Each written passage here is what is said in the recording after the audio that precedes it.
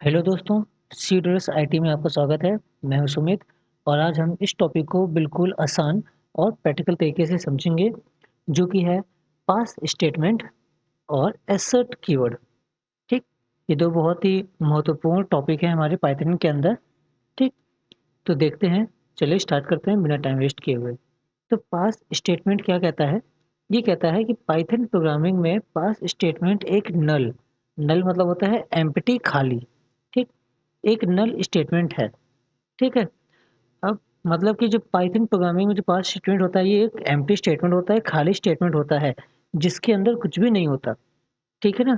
तो पाइथन, अब इसका मतलब है कि इसमें कुछ भी नहीं होता है कि नहीं?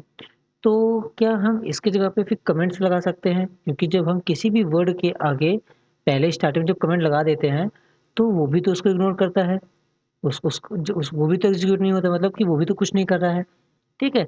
लेकिन ऐसा नहीं है। क्यों नहीं है?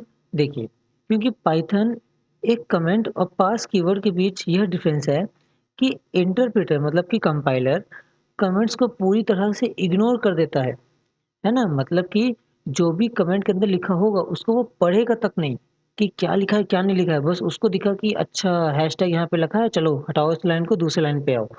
ठीक है? इस तरीके से काम करेगा कमेंट के साथ। तो मतलब उसको पूरी तरीके से इग्नोर कर देगा। लेकिन अगर पास कीवर्ड लगा हुआ है तो उसको वो इग्नोर नहीं कर सकता। उस पास कीवर्ड को उसको पूरा का पूरा पढ़ना पड़ेगा। ठीक है ना? यही डिफरेंस होता है।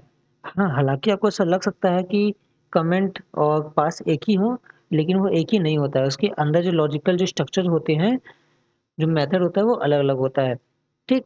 सपोज़ करिए कि हमारे पास एक लूप या एक फ़ंक्शन है, ठीक है? जो अभी तक एग्ज़ीक्यूट नहीं हुआ है, जिसको अभी तक हमने चलाया नहीं है। बट हम इसे फ्यूचर में एग्ज़ीक्यूट करना चाहते हैं, ठीक है? तो हम पास कीवर्ड का यूज़ कर सकते हैं, क्योंकि किसी भी लूप के पास एम्प्टी बॉडी नहीं हो सकता, ठीक है? अगर हम मान लीजिए लगा रहे हैं, फॉर लूप लगा रहे हैं, तो फॉर आई इन रेंज हमने लगाया, तो फिर इसको हम ऐसे खाली नहीं छोड़ सकते, हमें वहाँ पे प्रिंट आई लगाना पड़ेगा। अगर खाली छोड़ देंगे फिर चलाएँगे तो एरर आ जाएगी, ठीक है ना? देखिए, हम आपको करके दिखाते हैं इससे अच्छा। देखिए, जैसे अभी हम क्या बोल रहे हैं कि हमने यहाँ पे एक लूप लगाया, फॉर आई इन रेंज मान लीजिए 10 तक, ठीक? अब इसको आप चलाने की कोशिश करिए। देखिए यहाँ पे क्या बोल रहा है ना? कि expected and indent block after for statement, बोल रहा है कि इंडेंट देना है। चलो इंडेंट हम लोग दे के देख लेते हैं। देखो स्टार्टिंग में इंडेंट आ गया ना, अब फिर चलाते हैं, फिर एरर देगा हमें वो। देगा ना? यही बोल रहा है कि किसी भी लूप के पास या किसी भी फंक्शन के पास एक खाली बॉडी नहीं हो सकता, क्योंकि इसके अंदर हमने यहाँ पे स्टेटमेंट दिया ही नहीं। तो ये पॉसिबल नहीं है कि आप उसको खाली छोड़ दो उसको और फिर आगे काम करने लगो आप, ये नहीं हो सकता। तो इसलिए, लेकिन अब हम ये भी चाहते हैं कि चलो हमें नहीं पता इस समय यहाँ पे क्या लिखना है, लेकिन हम इसको बाद में लिखेंगे, फ्यूचर में लिखेंगे, तो इसको हम ऐसे खाली भी नहीं छोड़ सकते। तो इसलिए इस जगह को भरने के लिए हम लोग यहाँ पे लिख देंगे पास। अब पास लिखने से क्या होगा कि यहाँ पे ये हो गया कि चलो यहाँ पे जो भी हम स्टेटमेंट लिख रहे हैं वो अभी नहीं लिखेंगे, वो हम फ्यूचर में आगे ज़रूर लिखेंगे, लेकिन अभी तो नहीं लिखेंगे। तो पास से क्या हो जाएगा, यहाँ पे कोई भी एरर फिर नहीं आएगी। देखिए F5 करिए, अब कोई भी एरर यहाँ पे आपको नहीं आएगी। हालाँकि प्रोग्राम चलेगा भी नहीं, क्योंकि हमने उसको प्रिंट भी नहीं किया, लेकिन कुछ होगा भी नहीं। ठीक? ये काम होता है पास का। ठीक है ना? तो एम्प्टी बॉडी नहीं हो सकता, सो इंटरप्रेटर एक एरर उठाएगा। एरर आई थी हमारे पास, इसलिए हम पास कीवर्ड का यूज़ एक बॉडी बनाने के लिए करते हैं, जो कुछ भी नहीं करता। हमने पास कीवर्ड का यूज़ करके उस लूप का एक बॉडी बना दिया, लेकिन जब उसको प्रिंट किया तो क्या कुछ आंसर आया क्या? नहीं आया। वही यहाँ पे लिखा है कि कुछ भी नहीं करता। हेंस पास एग्ज़ीक्यूट होने पे कुछ नहीं होता है, इसलिए इसका रिज़ल्ट एनओपी होता है, मतलब कि नो ऑपरेशन होता है। समझ में आया? तो पास का काम क्या है? सिंपली सा ऐसे लाइन रखिए एक लाइन में कि पास का काम होता है कि आप कोई प्रोग्राम कर रहे हैं तो उसको फ्यूचर रेफरेंस के लिए सेव कर लेना। ठीक है? कि जो कोडिंग अभी आप करेंगे वो अभी तो नहीं करेंगे, लेकिन फ्यूचर में आप ज़रूर करेंगे। तो फिर उसकी जगह से एज़ अ प्लेस रिज़र्व कर देना, बुक कर देना। ठीक है ना? ठीक, फिर देखते हैं हम लोग आगे एसेट कीवर्ड देखते हैं कि एसेट कीवर्ड क्या होता है। ठीक? अगर चलिए एसेट कीवर्ड से पहले एक प्रोग्राम देख लेते हैं पास का, ताकि चीज़ें और क्लियर हो जाएँ। कुछ ऐसा रह ना जाए कि सर समझ में नहीं आया। ठीक? चलिए एक प्रोग्राम तो ये हो गया। अब एक प्रोग्राम आप और देखिए। अच्छा है पास का। देखिए यहाँ पे क्या करना है हमें, एक हम यहाँ पे लेते हैं for loop for I in range. ठीक, हमने यहाँ पे रेंज दिया है, या फिर काम करते हैं रेंज हटाते हैं, कुछ दूसरा लिखते हैं अच्छा सा। चलिए इसे हमने यहाँ पे दिया पाइथन। ठीक, हमने यहाँ पे लिखा पाइथन।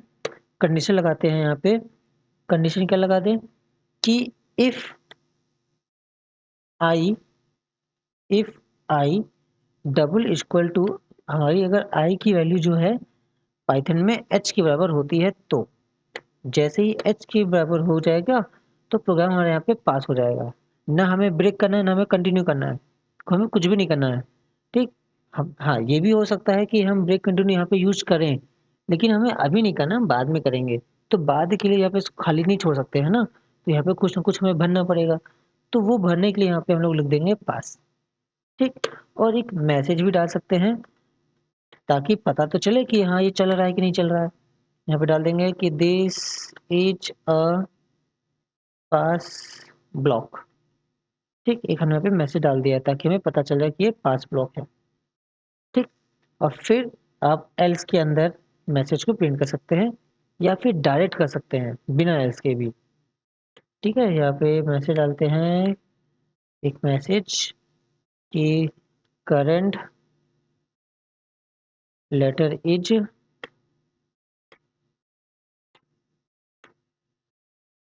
हमने लिया करंट लेटर इज कॉमा आई। ठीक, अब हम इस प्रोग्राम को क्या करेंगे, इस प्रोग्राम को अब हम चलाएंगे। देखिए, तो ये देखिए करंट लेटर इज PYT, जैसे ही एच आया, एच देखिए चला नहीं है ना, यहाँ पे क्या चल गया, वो पास हो गया, पास हो गया। अब वो फ्यूचर रेफरेंस के लिए चला गया, उसको हम फ्यूचर में यूज कर सकते हैं। ठीक, फिर HON आ गया हमारे पास। ठीक, तो ये काम हुआ पास में। अब हाँ, अब हम चाहते हैं कि अब पास को हटा के यहाँ पे कुछ काम करना चाहते हैं, हम प्रोग्राम को रोकना चाहते हैं, तो अब हम यहाँ पे लगा सकते हैं ब्रेक कीवर्ड। ठीक है ना, अब हम इसको ऐसे लगा सकते हैं ब्रेक कीवर्ड। ठीक है, तो ये काम होता है पास का। अब क्लियर हुआ आपको अच्छे से। चलिए, कुछ खास नहीं है, कुछ ऐसे वो भी नहीं है कि बहुत बड़ी टॉपिक है ना समझ में, बहुत समझ में आ जाएगा, कोई दिक्कत नहीं है। ठीक, फिर अब देखते हैं आगे एसर्ट कीवर्ड।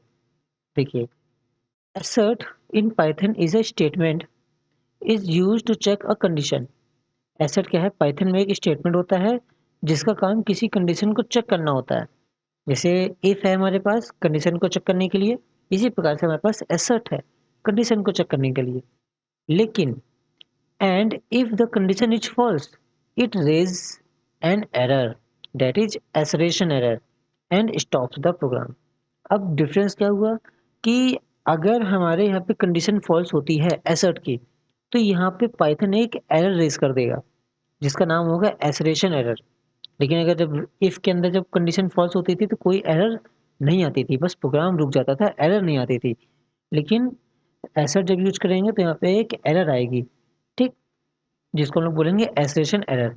तो इसका यूज कहाँ पे करेंगे, इसका यूज करेंगे टेस्ट करने के लिए, है ना, use to test assumptions code. ऐसे कोड जो आपने अभी तक किए नहीं है, लेकिन आप ऐसे इमेजिन कर रहे हैं कि क्या ये कोड चलेगा या नहीं चलेगा, कहीं कोड क्रैश ना हो जाए, तो ये सब टेस्ट करने के लिए फिर एसेट कीवर्ड का यूज किया जाता है ना। Helps in debugging and error detection, debugging करने के लिए फिर एरर को फाइंड करने के लिए भी इसका यूज किया जाता है।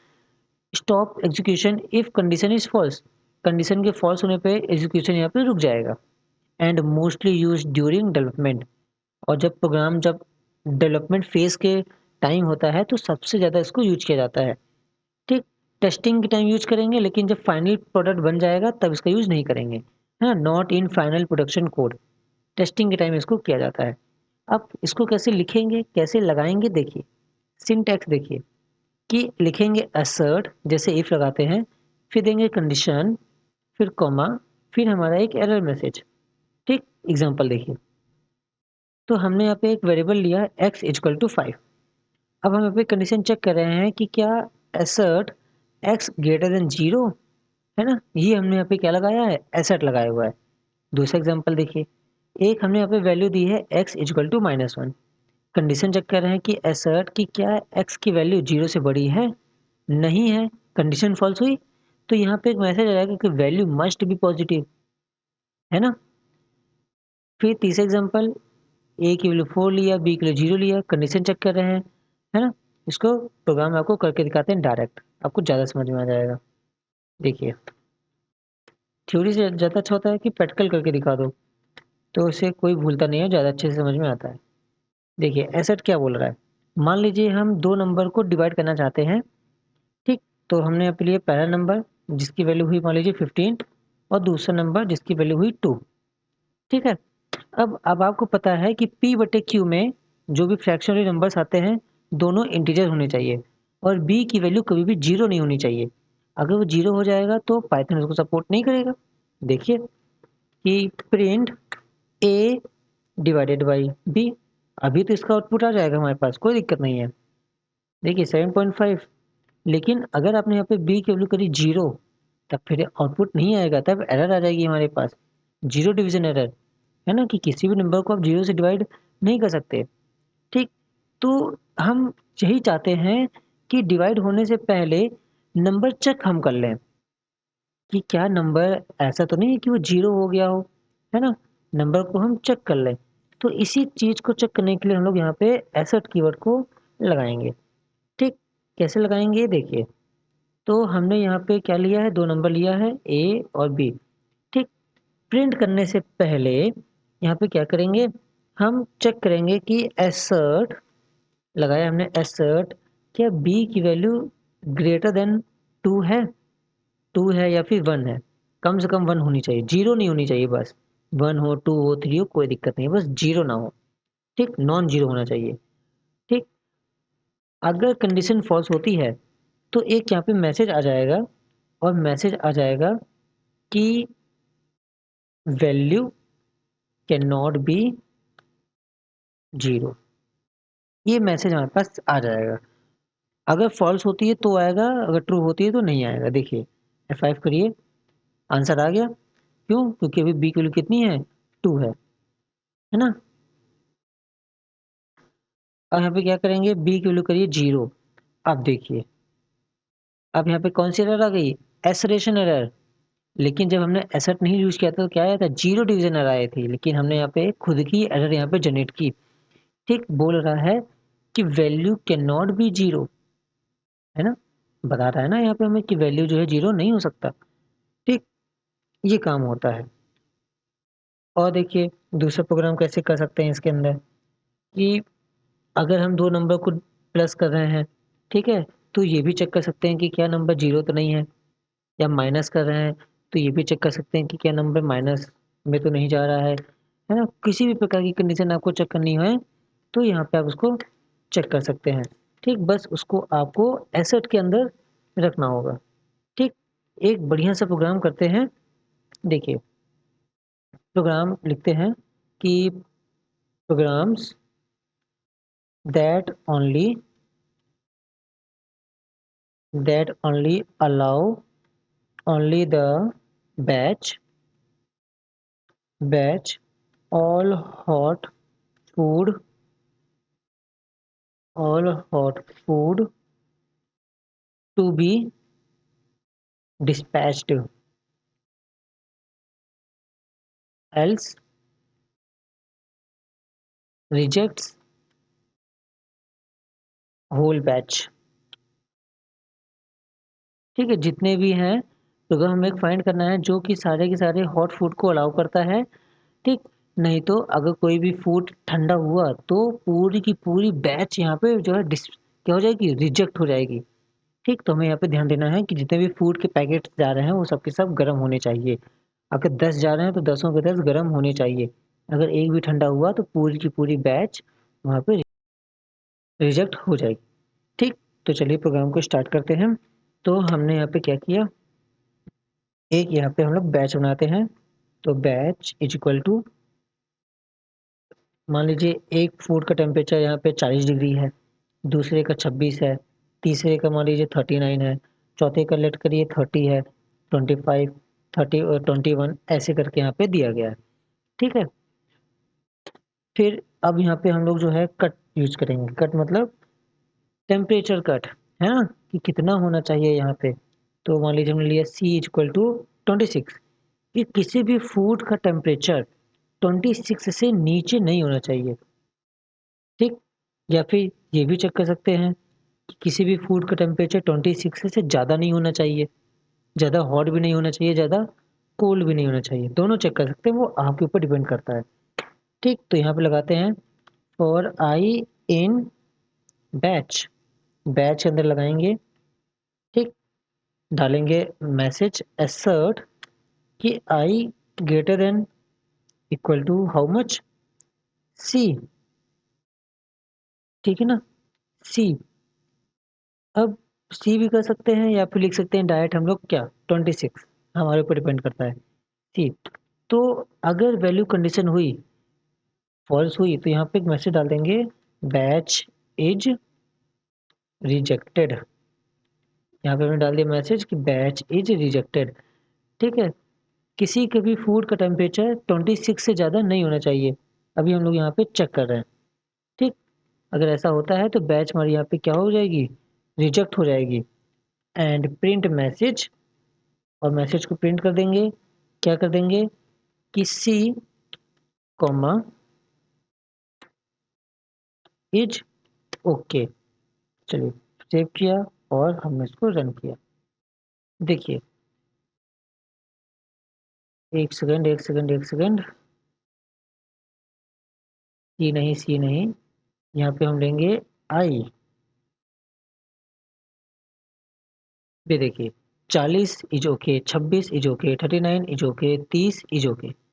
अब जैसे ही वैल्यू जो है यहाँ पे सी से ज़्यादा हुई, 26 से ज़्यादा हुई, तो यहाँ पे हमारी पूरी की पूरी बैच जो है रिजेक्ट हो गई, ठीक। ये प्रोग्राम है यहाँ पे, समझ में आया, ठीक है।